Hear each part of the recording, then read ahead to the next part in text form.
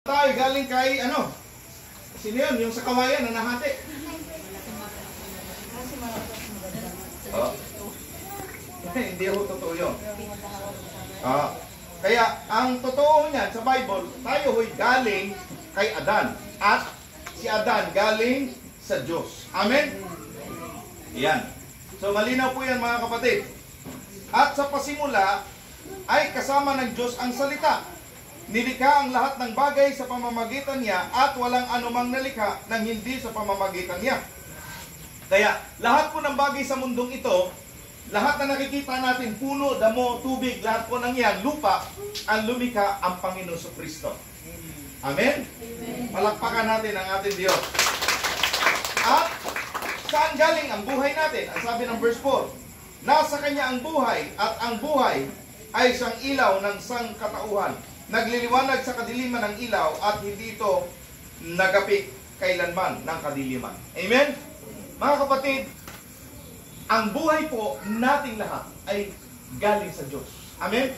Galing sa Kanya. Kaya ang buhay mong iyan, ang buhay natin ito, ay galing sa Diyos. Isipin nyo, napakahiwaga ng buhay natin. Isipin ninyo, tayong tao, tatlo pala tayo. Hindi nyo alam? Isang tao, tatlo. Tatlo, isang tao. Amen? Ang ibig sabihin, tayong tao, tayo ay may katawan. Ito, amen? Tayo may kaluluwa. Ano yung kaluluwa? Itong narinig nyo nagsasalita. Amen? Yun yung totoong tayo.